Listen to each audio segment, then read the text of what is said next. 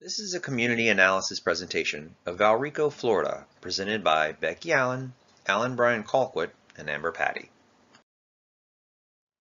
In this analysis, we will present a historical overview of Valrico, Florida, a community analysis in regards to the community's structure, population, health-related resources, environment, government and public health, then a prioritized selection of 6 overall community needs and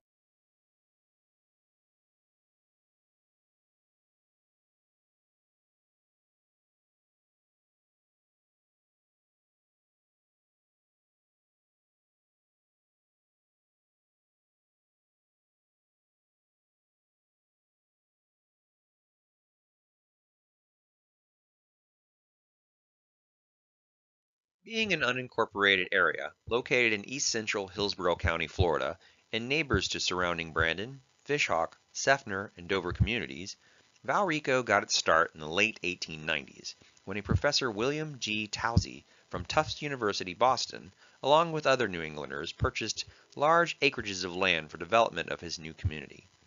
The newly settled area was originally named Long Pond for the unusual shaped lake in the northern area of this region. Long Pond was to eventually be renamed Valrico, which thus translate to Valley of God in Spanish by Towsey and his northern neighbors.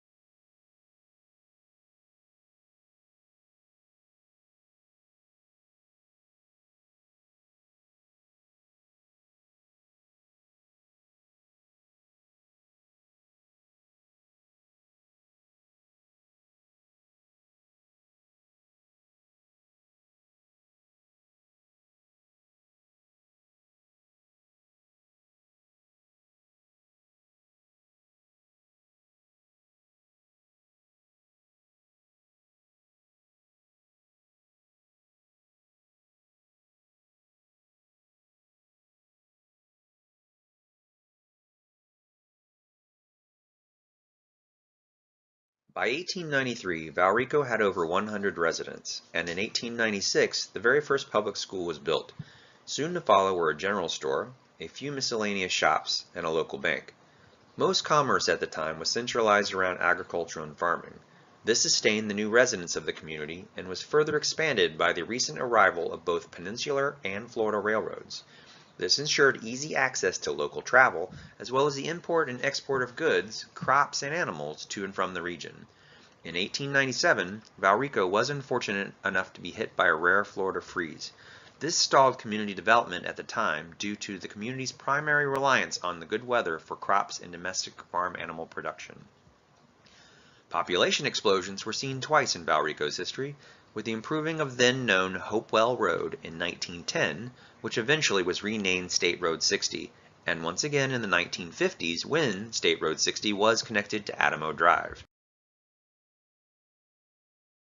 Originally, Valrico was inundated with few subdivisions, primarily ranch-style homes built in the 1950s, and with migrant worker communities sporadically spread over the 14.2 miles of its boundaries. With the development of State Road 60, homes were originally built in close-knit areas along this road, and at the time, apartment complexes were few and far between. As the epicenter expands from the center of Valrico, homes were often larger in size. Because agriculture was a dominant commodity to the region, Valrico originally had many trailer park communities that housed entire families of low-income migrant workers.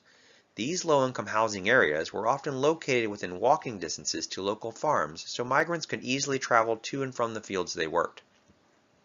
Most of the trailer communities were owned by the farmers themselves and subleased to the migrants seasonally, only to be rotated with new families as migrant workers traveled from location to location. Before the housing boom in Florida in the early 2000s, these communities were numerous. During the boom, land became very valuable very quickly, and unfortunately many of these communities were sold to land developers. This quickly pushed low-income families to other trailer park communities outside the Valrico area, where now farmers bused the workers to the fields. Although with the result of bringing property values up in Valrico, this is seen by many in community nursing as a severe detriment to low-income families, often leaving them with minimal access to stores, transportation, or other much-needed services the Valrico community provides. What Valrico lacks in terms of low-income housing, it makes up for in its community built around faith and its outdoor recreational facilities. In the 33594 zip code, no less than 28 various places of worship are found. Many of these religious institutions are also heavily motivated in community outreach programs for not only local but national levels. Many of these worship centers, such as Grace Christian and Nativity Catholic churches, are also fully accredited schools that provide even greater local community service by not only outreach programs, but education intertwined with religious faith support to help grow local children. Being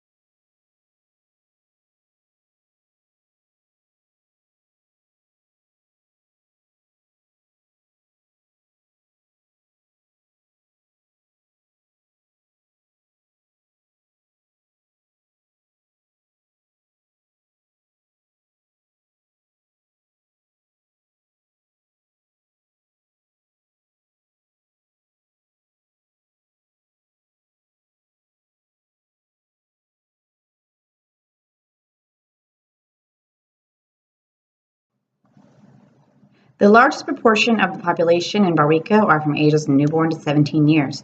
This causes an increased need of childcare and schools in the Valrico community. There are 9 schools in Valrico. The average ratio of teachers to students in Valrico is 18 to 1, which is higher than the national average of 16 to 1. The second largest population is the working class, ages 30 to 60 years. Population fluctuates about 20% during winter months when snowbirds are wanting to be in warmer weather. Communities have to plan for the increase in population during the winter months. It is estimated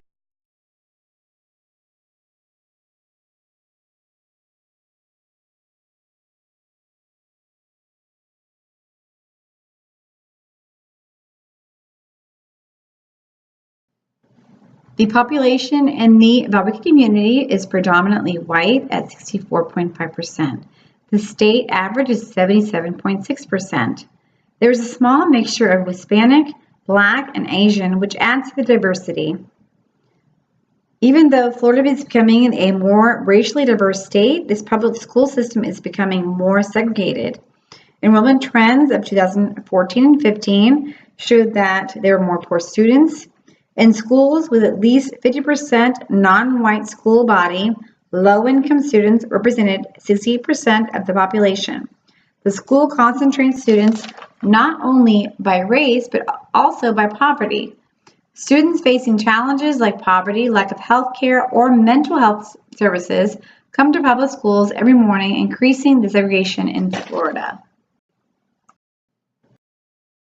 The unemployment rate in Valrico is 4.5%, which is very low compared to the Florida average of 8.9%, which is very high.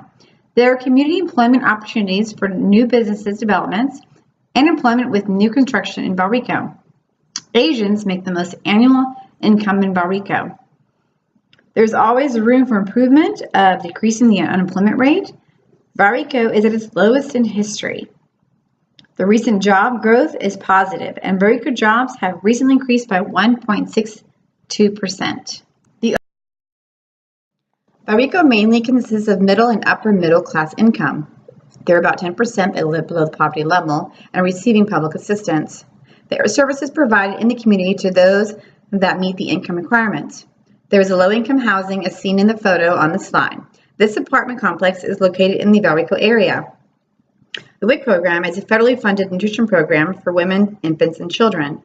There are also programs such as United Food Bank, Services for Plant Cities, Salvation Army, Hillsborough County Society of St. Vincent de Paul, Metropolitan Ministries, Food Stamp Program, and Suncat Program. They're all programs that provide free or low-cost medical care and dental care to those who qualified. Child care services offer free or low-cost child care, such as Head Start and BFF Kids, as seen in the photo in the Valrico community.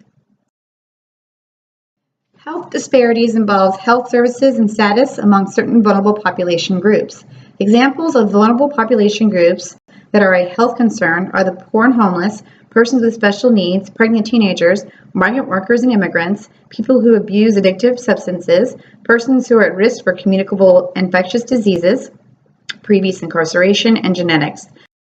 Health disparities involve health services and status among certain vulnerable population groups.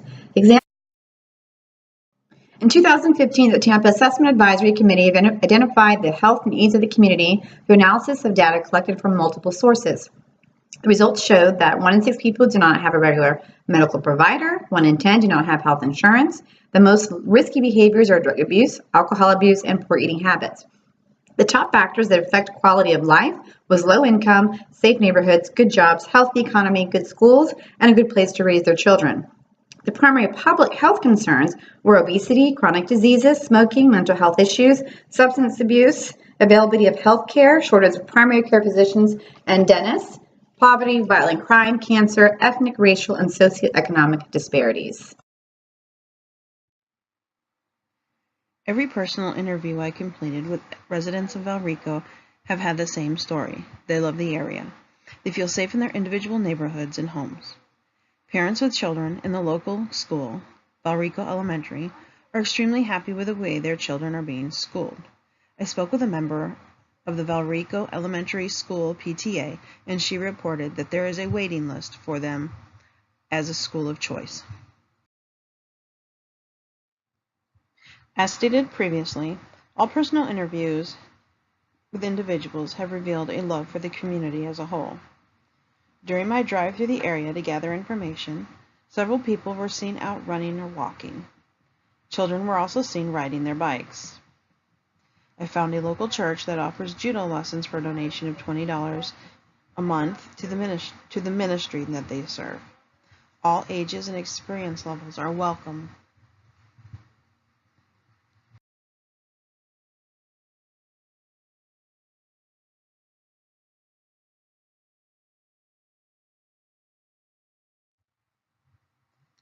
Announcements from the county are put up for public viewing near the affected areas. Some signs are like this one, pre-printed, but others are handwritten. This can be both effective and not effective. Drivers are forced to read the signs as they drive by, creating a road hazard.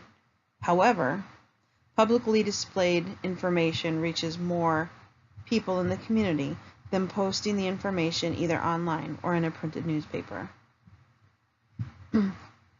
Valrico has the unfortunate circumstance of sharing its budget with the rest of the unincorporated Hillsborough County.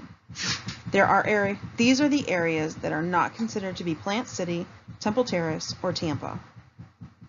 However, Valrico has the privilege of having its overseeing commissioner live in Valrico itself and not in another community. Commissioner White is able to see firsthand how the policies he puts in place are affecting his home area. County Commissioner meetings are broadcasted both live stream on the internet and on local television stations. A quick and simple Google search for Hillsborough County Commissioner meetings brings up a page with minutes of past meetings, videos of past meetings, and a calendar about upcoming meetings. On the same page mentioned above, there is a list of the board's policies, including how to use any financial overage and how to disperse those funds properly. The top 3 community objectives are 1. Access to health services, which improves access to comprehensive, quality health care services. It promotes and maintains the health of the community, prevents managing diseases, reduces unnecessary disability and premature death, and health equity for the community. Number 2, social determinants of health. This creates social and physical environments that promote good health for all. Health starts in our homes, schools, workplaces, neighborhoods, and communities. Eating well, staying active, not smoking, getting immunizations, screening tests, and seeing a doctor when needed influences our health. Number 3 is environmental health. Interactions with the environment affect quality of life, years of healthy life lived, and health disparities. The World Health Organization defines environment as it's related to health as all the physical, chemical, and biological factors external to a person and all the related behaviors. The top Valrico has one sheriff substation located in the southmost part of the community. This leaves the rest of Valrico to be served by surrounding communities. Valrico does not have a homeless shelter within the community itself, forcing those with a need into Tampa or Brandon. Low-income housing has been pushed out of the area due to property boom, leaving low-income families little choice.